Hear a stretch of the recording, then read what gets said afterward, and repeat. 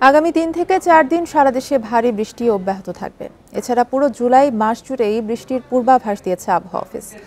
মৌসুমী বায়ুর প্রভাবেই দেশ জুড়ে ভারী বৃষ্টি হচ্ছে বলে জানিয়েছেন আবহাওয়াবিদরা। এদিকে ঝোড়ো হাওয়ার শঙ্কা থাকায় দেশের সব নদী বন্দরে 1 নম্বর সতর্ক সংকেত জারি করা হয়েছে। এখন জন্ম সনদ দিয়ে খোলো বিকাশ স্টুডেন্ট অ্যাকাউন্ট। নিজের বিকাশ নিজে কর। মধ্য আষাঢ়ে টানা বৃষ্টিতে প্রকৃতিতে বর্ষা ফিরেছে চিরচেনা রূপে।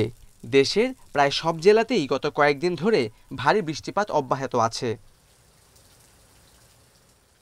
আবহাওয়া অফিস বলছে, জুলাই মাসের প্রায় প্রতিদিনই বৃষ্টি হবে। মঙ্গলবার সকাল 9টা পর্যন্ত 24 ঘন্টায় দেশের 11টি আবহাওয়া পর্যবেক্ষণ কেন্দ্রে অতি ভারী বৃষ্টিপাত রেকর্ড হয়েছে।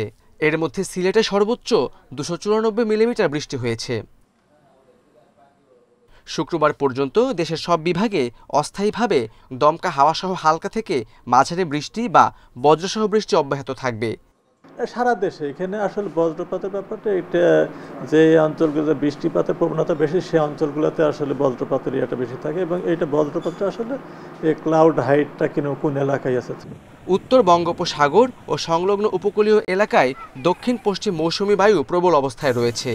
এর প্রভাবে সমুদ্র বন্দর ও উপকূলীয় এলাকায় ঝোড়ো হাওয়া বয়ে যেতে পারে।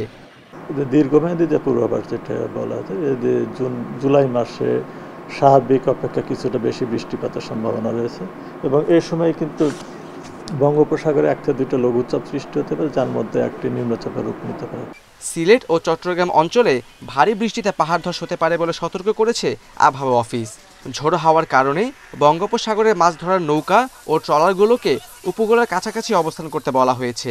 আর নদী বন্দরগুলোতে বহাল আছে 1 নম্বর সতর্ক সংকেত। Khaled Raihan, independent news, Dhaka.